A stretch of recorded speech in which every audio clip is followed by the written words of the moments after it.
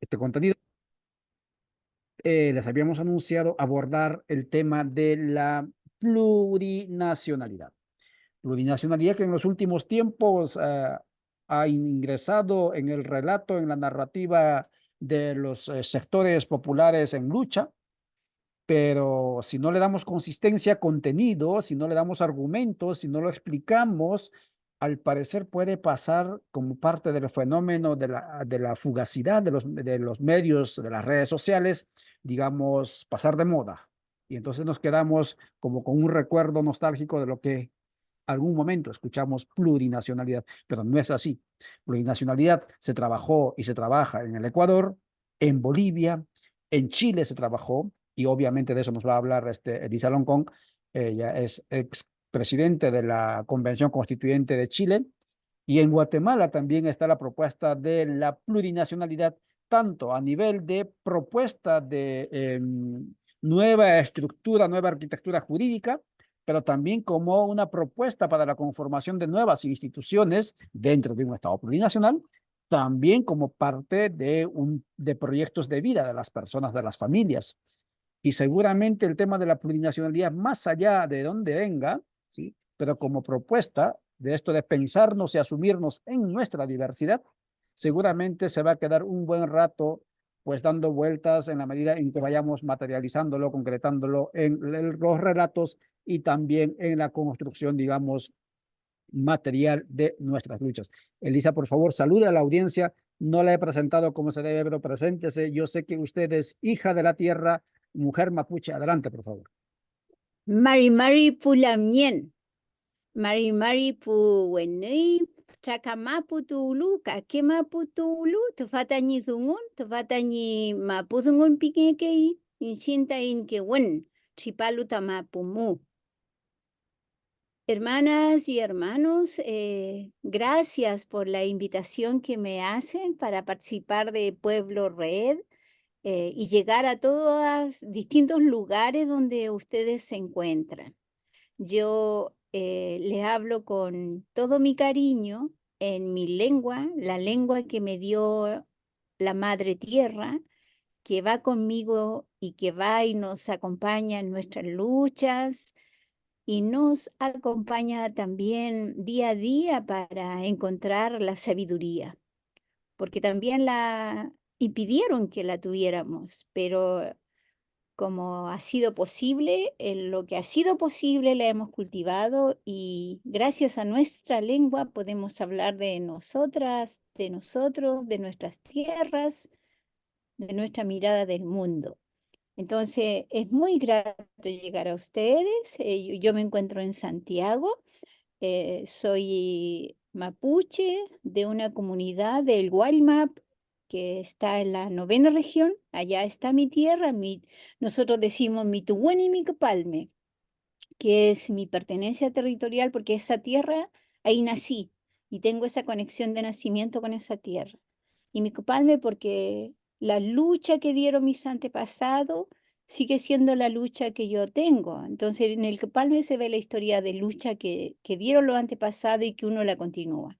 Estoy en Santiago por la diáspora porque, bueno, la falta de tierra, la falta de trabajo ha hecho de que estemos distribuidos a lo largo de todo Chile.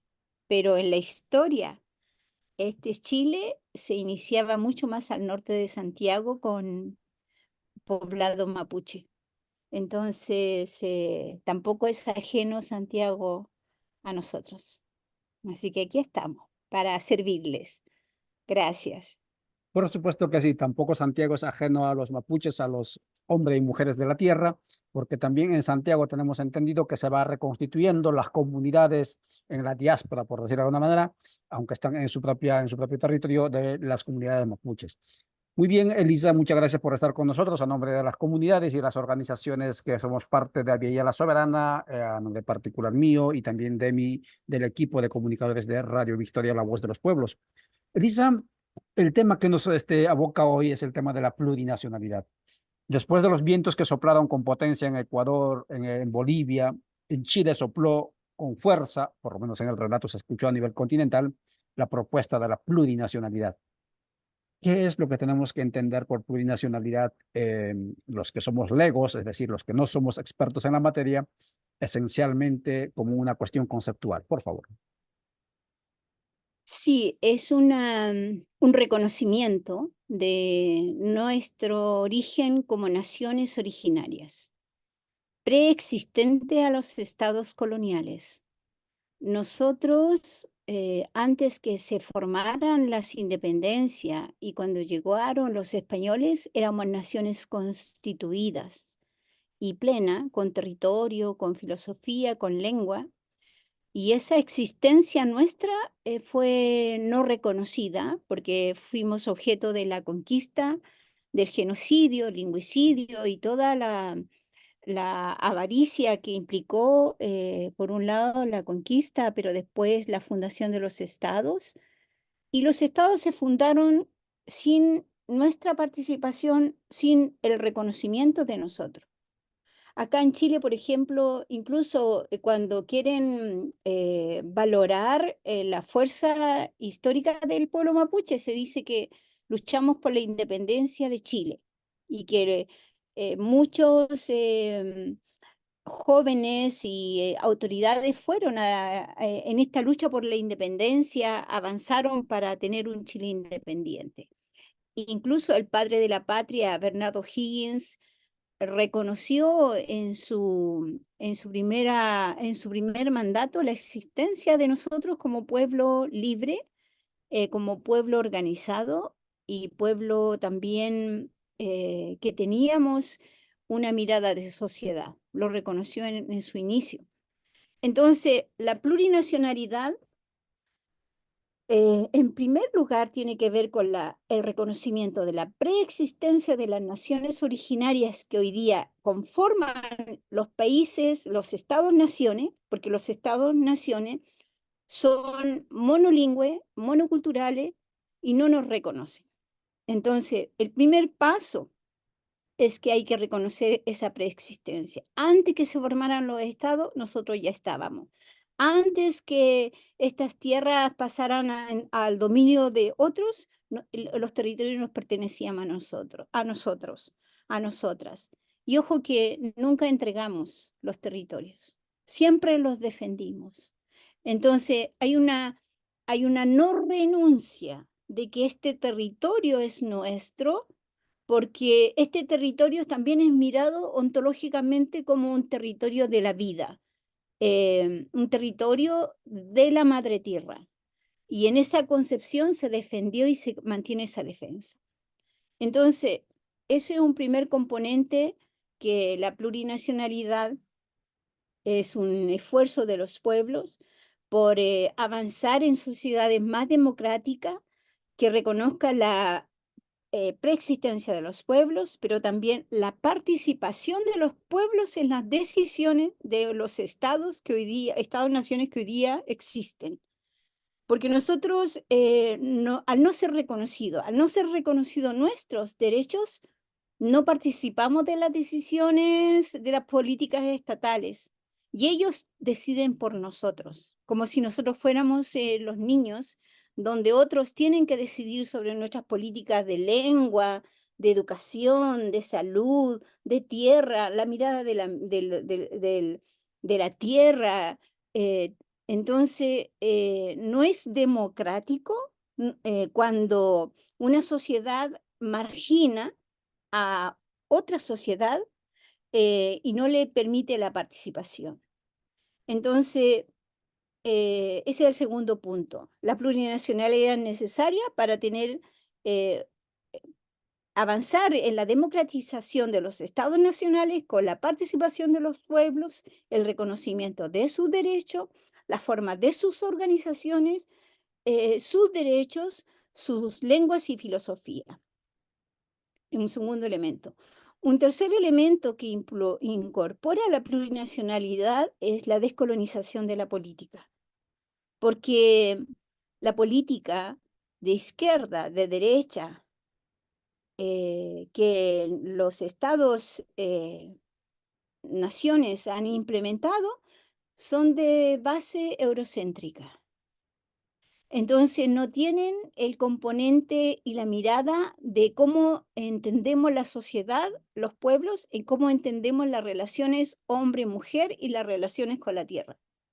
Entonces la plurinacionalidad en el siglo XXI, cuando la sociedad está en crisis, hay violencias sociales, violencia entre hombres y mujeres, violencias de narcotráfico, violencia contra la naturaleza.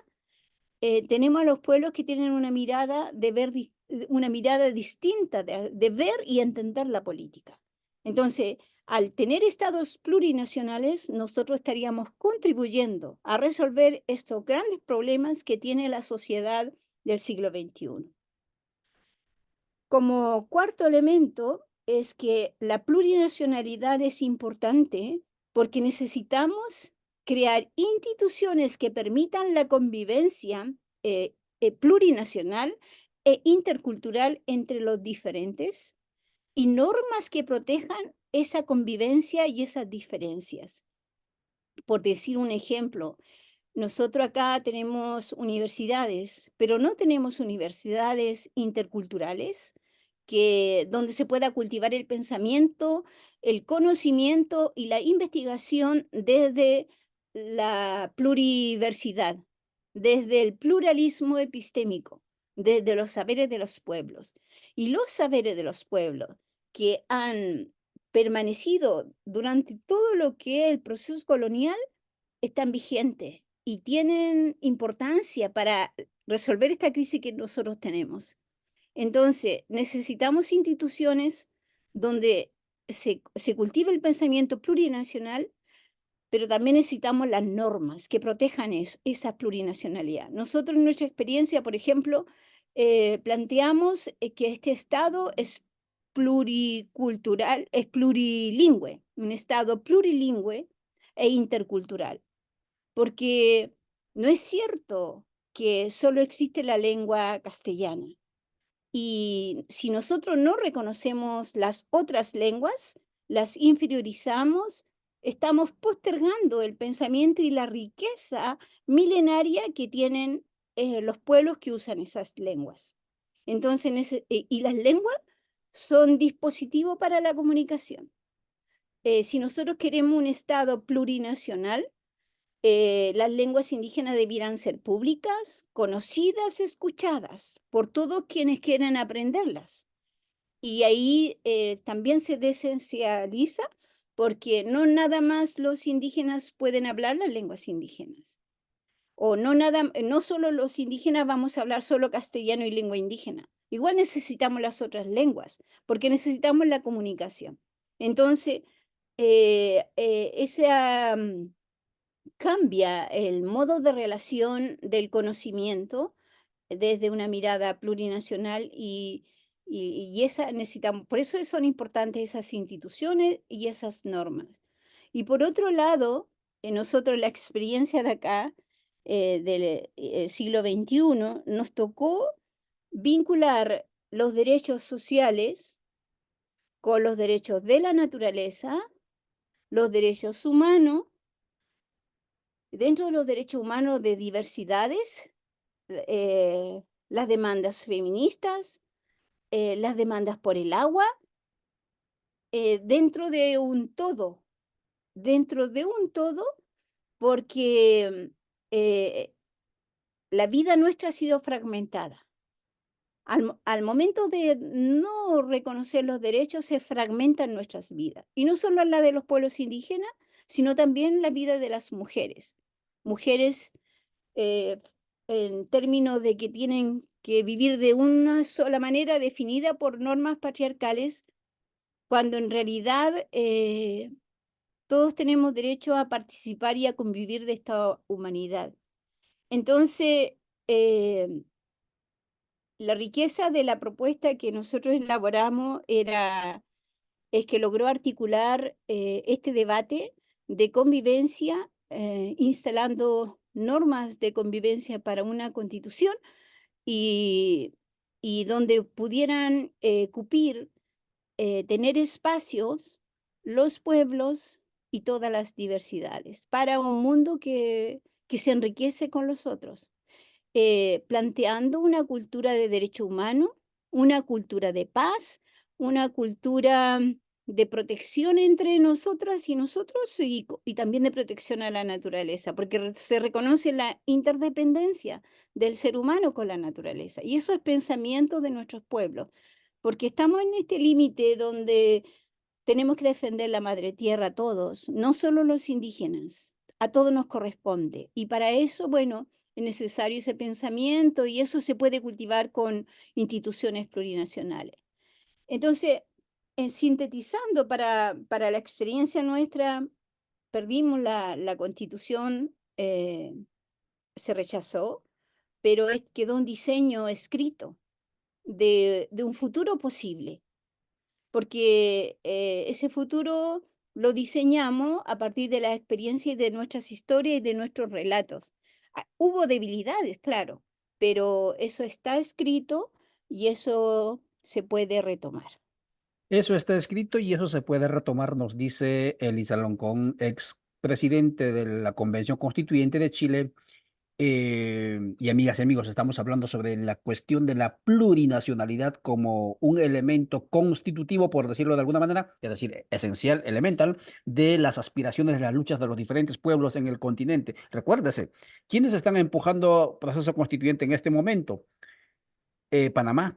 Panamá está hablando seriamente del proceso constituyente. Honduras está en su agenda el proceso constituyente. Guatemala está planteando para el proceso constituyente, por más que sean estados bicentenarios, por las falencias que ha tenido, por decir de alguna manera, esos estados bicentenarios, es que ahora se plantea la plurinacionalidad como una propuesta, por lo que acaba de decir Elisa. Y obviamente Perú está empujando ese proceso, por eso es que estamos haciendo trabajos en conjunto. Es que el trabajo que han hecho en Chile como una propuesta, digamos, teórico-jurídico, es absolutamente actual y sería importante que lo conozcamos, ¿no? Y que lo conozcan. Tendría tres, como acaba de indicar nuestra compañera Elisa, tres pilares fundamentales.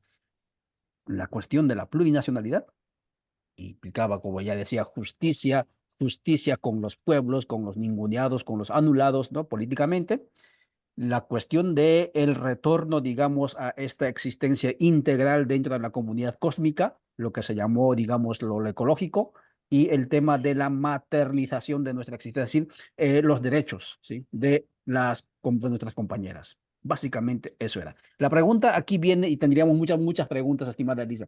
La pregunta aquí es, eh, si esto es así, y nosotros desde de diferentes partes del continente, aunque no pasamos del 10% de la población total del continente, los que, así es como nos dicen oficialmente, aunque seguramente genéticamente somos mucho más que 10% de la población originaria, soñamos con la plurinacionalidad.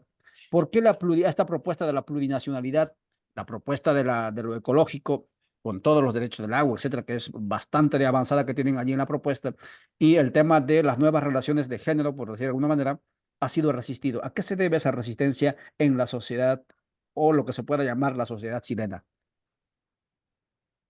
Yo creo que es para todas nuestras sociedades, no tenemos que olvidar el hecho colonial.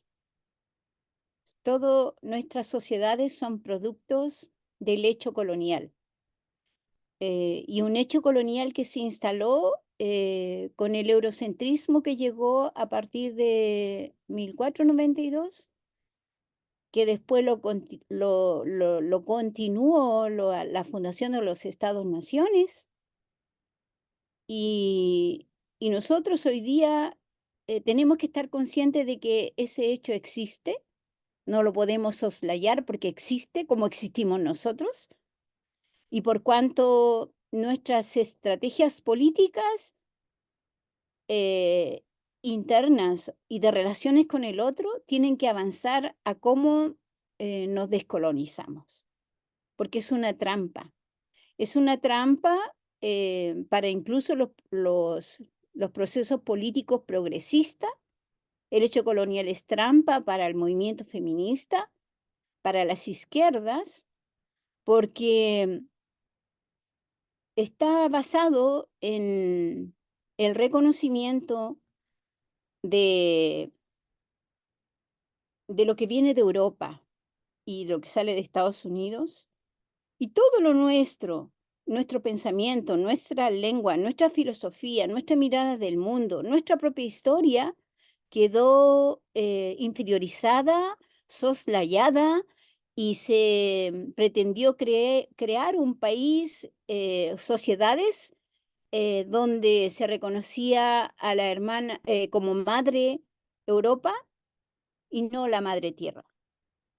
Entonces, estos hechos han marcado la historia de relación de los pueblos con los estados y con las culturas actuales que llevaron a, y fue marcado con violencia, con genocidio, porque hubo genocidio, hubo explotación, eh, hubo lingüicidio, eh, y sigue habiendo hoy día una destrucción también fuerte de la naturaleza, pero también la destrucción de todas las vidas de los seres humanos y de la naturaleza.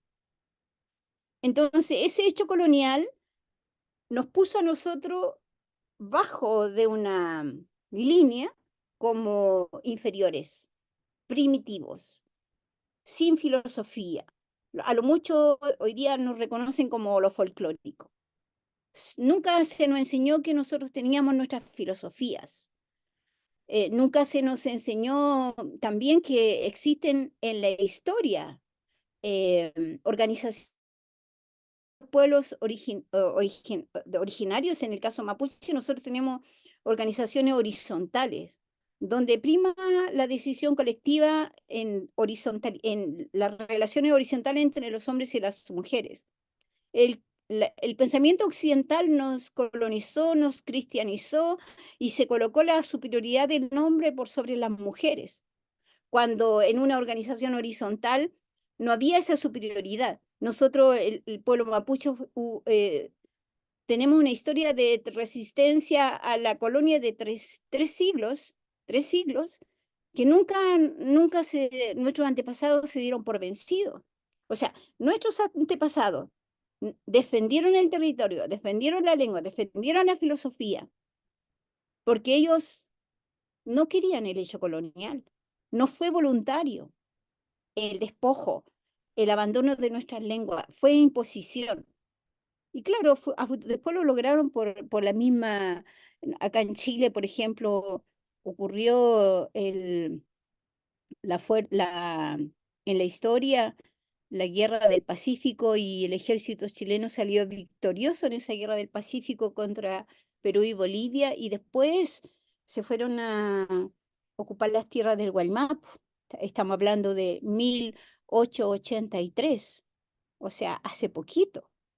Y antes de eso, nosotros, los antepasados, defendieron todo lo que era la soberanía nuestra. Entonces, ese hecho colonial que nos inferiorizó no admite que en un momento estos pueblos tengan el poder de decisión.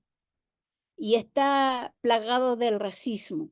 Y está plagado también de la clase en términos de que tiene que haber una clase superior que domina. Está plagado de un blanco muy, muy ideológico, donde los blancos lo único que tienen que tomar las decisiones como si todos fuéramos blancos. Y efectivamente no somos todos blancos, porque acá en Chile hay historia detrás de cada sujeto. En lucha tienen su historia vinculada a la historia del pueblo mapuche, de los pueblos indígenas, porque somos en esta actualidad 10 pueblos los que quedamos. Entonces, eh, la visión clasista, la visión racista, la visión colonial no quiso admitir que los pueblos teníamos derecho. No quisieron, yo fui la presidenta de la Convención Constitucional y cómo les dolió que fuera y me pusieron en cuestión mis títulos, mis grados, mis competencias y hasta la fecha. Pero, pero ese mundo no es sustentable, porque tenemos que tener una apuesta muy fuerte contra el odio y contra la violencia, y los pueblos lo tenemos. Y por eso es tan importante recuperar nuestras lenguas para instalar ese modo de convivencia. Por otro lado, ese hecho colonial también actúa en nuestra contra dentro de nuestra propia gente, porque también nos hemos colonizado nosotros y, y tuvimos la experiencia de gente que no no participó del diálogo y de, a mi manera, yo creo que el hecho era tan importante que teníamos que compartir objetivos y teníamos que compartir estrategias, los pueblos indígenas.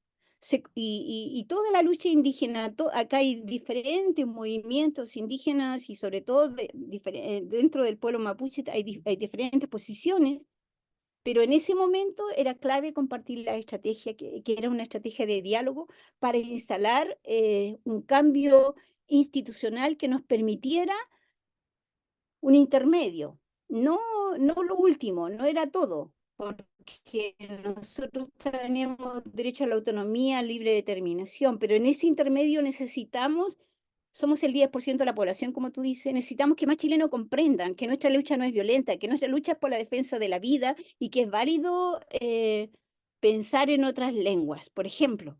Y eso tenemos que enseñarlo y educarlo porque todo el proceso colonial nunca lo ha hecho. Entonces, ahí no hubo acuerdo entre nosotros y eso también jugó en contra de nosotros, pero a raíz de la propia colonización de nosotros como sujetos históricos de los pueblos indígenas. Por otro lado, aquí opera un cuarto poder, que es el poder de los medios.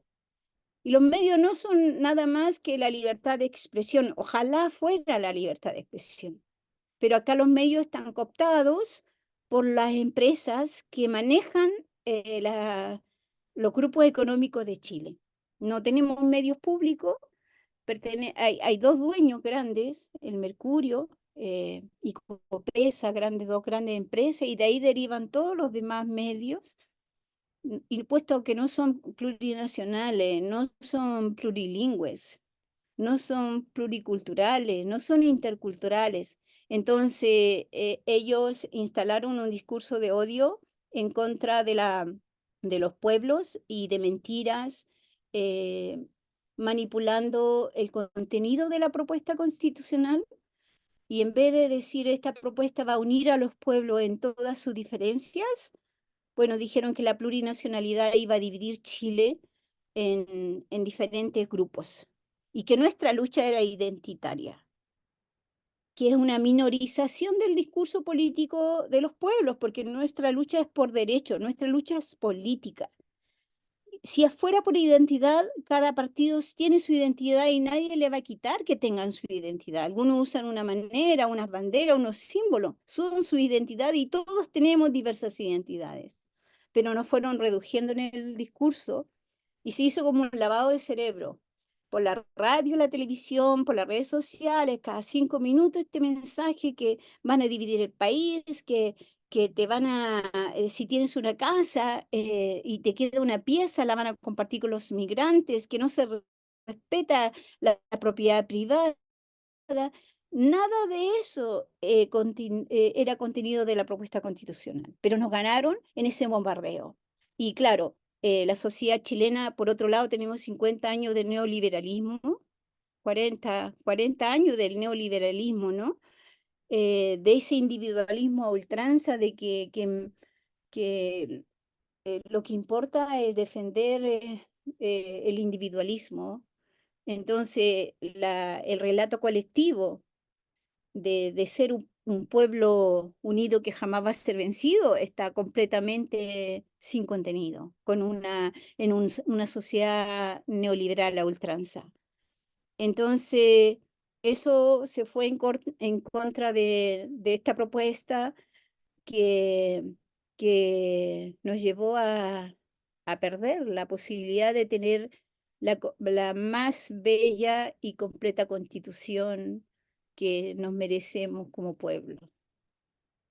Por supuesto que sí, derrotados pero no vencidos, y eso es una constatación, es una evidencia, porque el tema de las propuestas, como digo, del imaginario, en el imaginario y en la aspiración de los pueblos está muy, muy latente.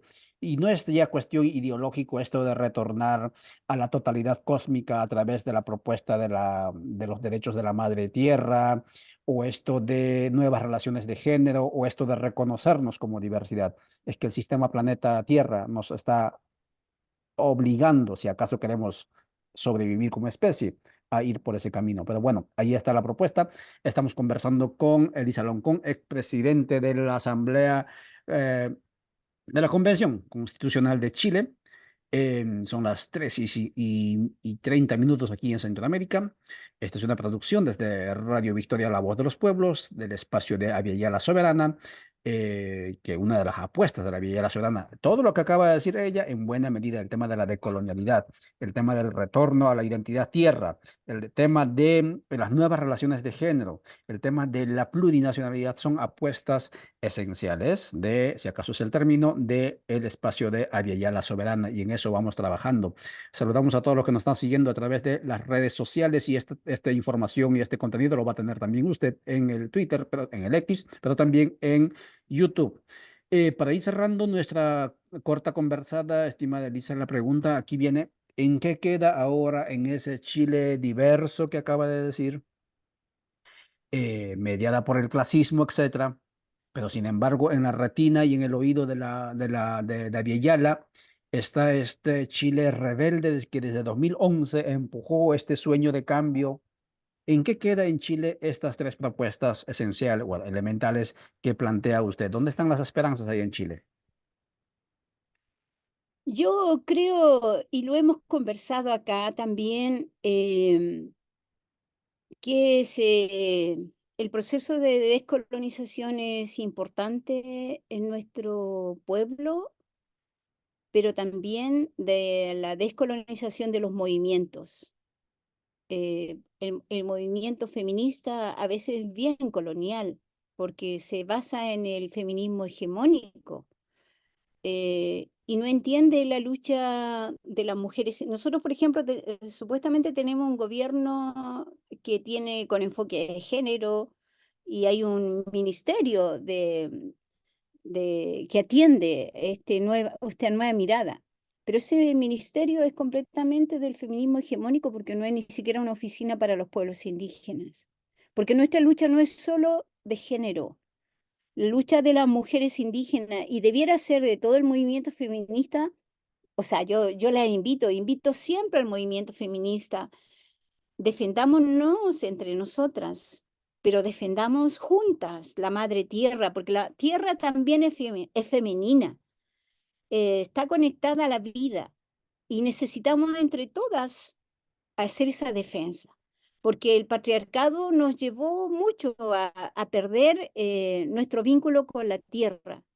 Y cada sujeta, cada ser, mujer, desde la mirada de los pueblos, está conectada a la energía de la tierra. Entonces, ¿cómo podemos decir, cómo podemos defender el agua si estamos viendo los ríos separados de nosotros?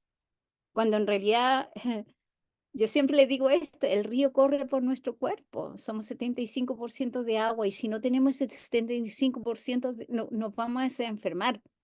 Entonces hay que cambiar el relato, reconstruir un relato plural, y recuperar los idiomas, las lenguas, recuperar las filosofías, em, y hacer un trabajo de formación en el movimiento, que nos permita cambiar el curso del hecho colonial.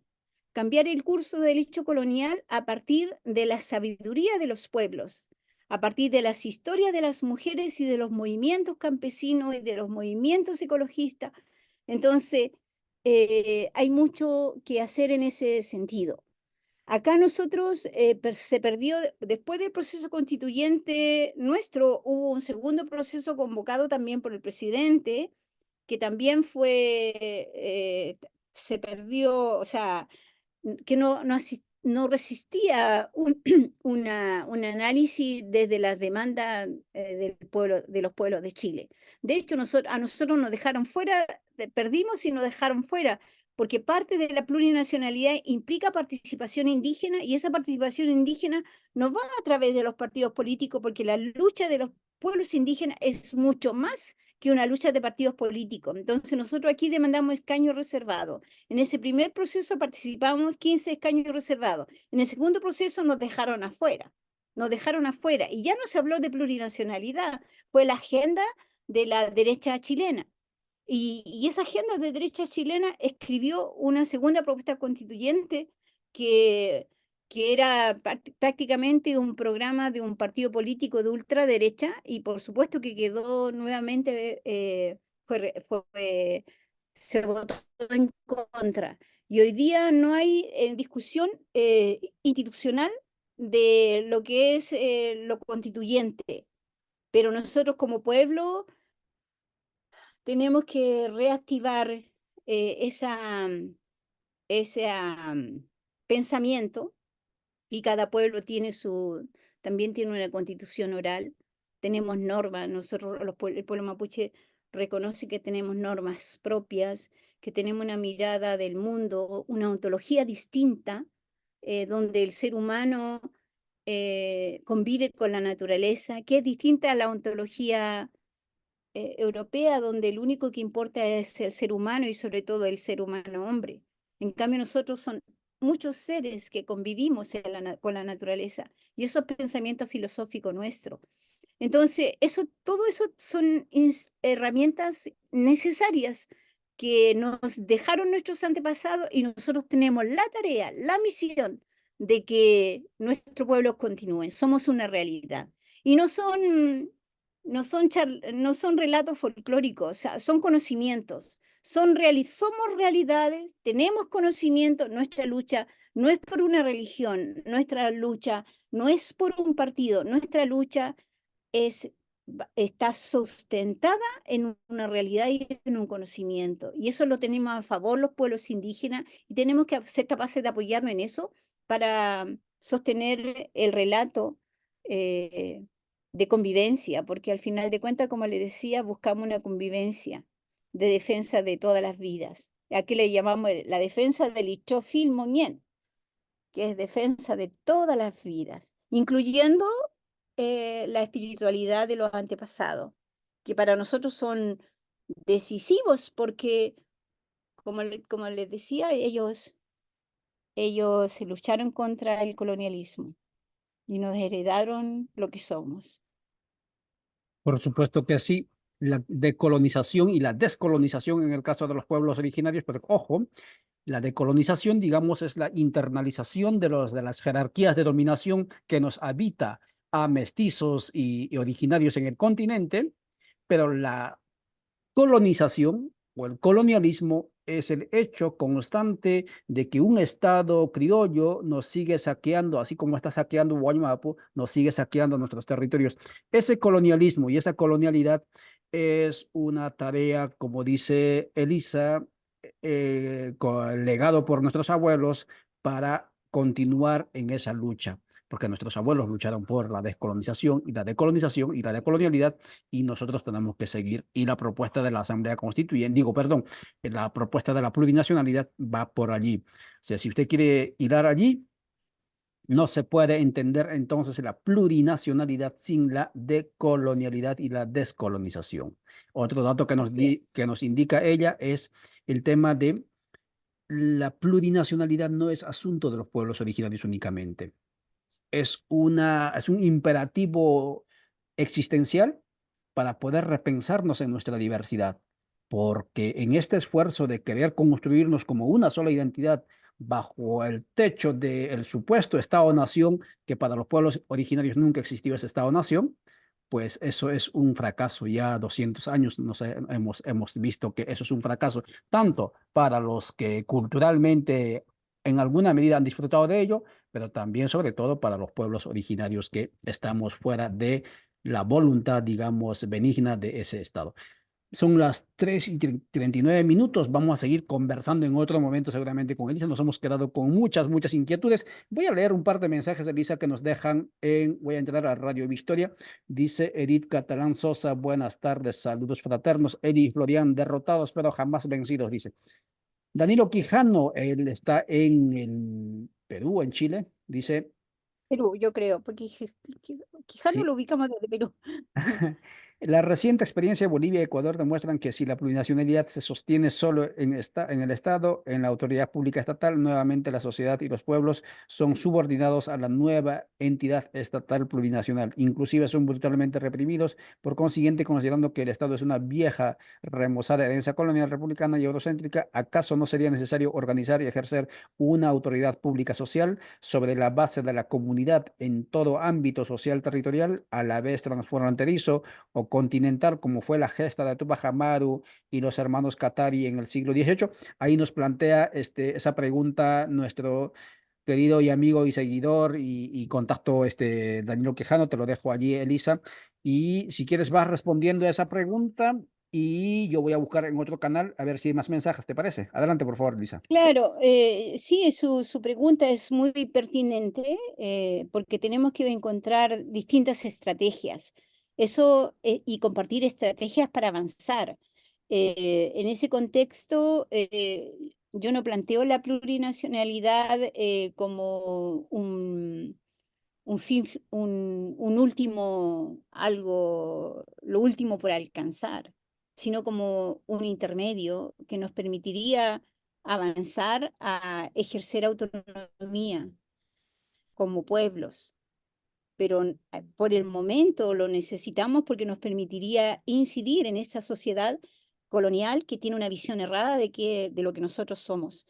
En el fondo, la plurinacionalidad también es para una convivencia fraterna, de reconocernos unos con el otro, pero de cuidado también entre pueblos, y también de atender a los problemas del extractivismo, porque esta visión extractivista está muy metida dentro de las sociedades formadas por los estados republicanos. ¿Y cuándo vamos a defender la tierra si no entendemos los pensamientos que nos conducen a esa defensa? Y los pueblos indígenas los tenemos porque nos reconocemos hermanados con la naturaleza y, y eso forma nuestra identidad, nuestra visión filosófica de la vida. Entonces, no es lo último la plurinacionalidad, pero es una estrategia que nos va a permitir avanzar. Muchas Muchas gracias, Elisa. ¿Hay algún mensaje más? Voy a entrar, creo que estoy entrando bueno, ingresé otra vez a Radio Victoria. Aquí en Rondas Campesinas nos dicen, muy bien, amigo Luis, lo que dice, levantarse con todo el pueblo peruano, sacar a los corruptos. Están debatiendo el tema de las manifestaciones en el Perú. Por supuesto que sí, Perú también avanza en esa línea y hay acciones. Dice Martínez, ingresé nuevamente. Saludos, estoy viendo desde Washington, D.C. Saludos, sigamos adelante, dice. Él debe ser uno de los codecas migrantes en Estados Unidos que también están articulados. Voy a ingresar a otra página más. Em, Elisa, si gustas para ir cerrando, ¿cuál es tu mensaje para los pueblos que inicialmente indiqué? ¿En qué países más o menos está el sueño de nuevos procesos constituyentes? Y esos procesos constituyentes, me consta, no es que esté, digamos, hablando en el aire, están soñando con la plurinacionalidad más allá de la representación demográfica de poblaciones originarias en esos países, pero sí están soñando como un elemento, digamos, central de su propuesta de nuevo ordenamiento jurídico, nueva arquitectura constitucional, la plurinacionalidad. ¿Cuál es tu mensaje a esas poblaciones y en esos países que están soñando con un proceso constituyente? Bueno, es lo que también aquí conversamos y siempre llegamos a esa conclusión. O sea, nosotros somos una realidad innegable.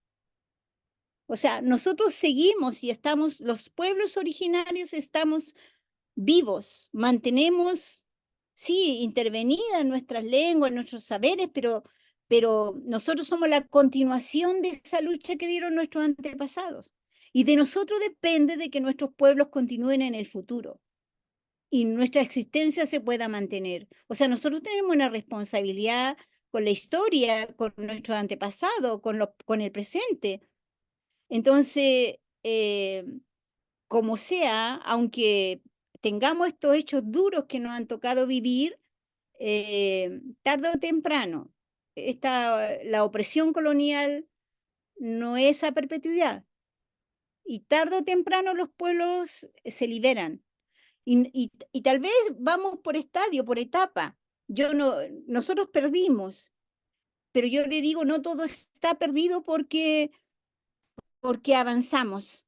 Éramos 10% de pueblos indígenas, llegamos al 38% con esa propuesta.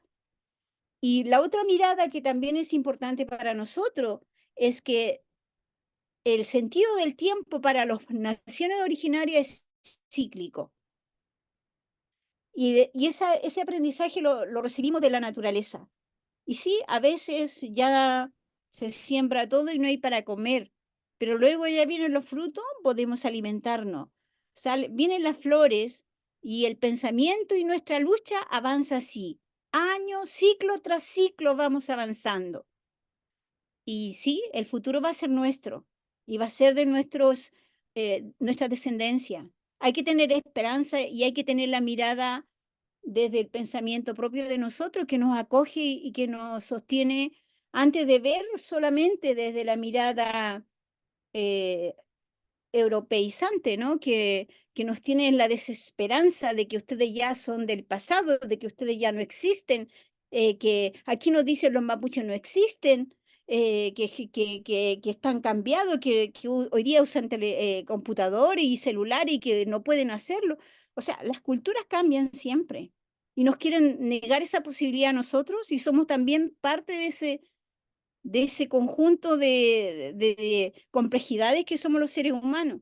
Entonces, yo creo que el conocimiento de nuestro pueblo nos da un soporte enorme para mantener nuestra lucha, nuestras esperanzas, nuestras estrategias y nuestro trabajo diario.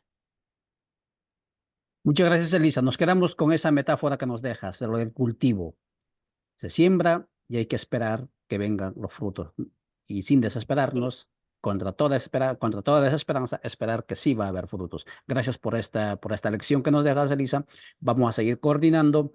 Em, Esta ha sido nuestra tertulia, amigas y amigos, la plurinacionalidad desde la parte sur del continente de Villayala con Elisa Loncón. Mañana, cuando marque el reloj a las 7 de la mañana, Centroamérica, vamos a hablar sobre frontera norte, migración con Luis Díaz, uno de los investigadores que también va a estar conversando desde el sur de Estados Unidos sobre esta situación cada vez más al rojo vivo, por decir algún término, en el contexto electoral estadounidense. Muchas gracias por vuestra atención, muchas gracias Elisa y gracias a ustedes, amigas y amigos, por mover este contenido. Chao, chao.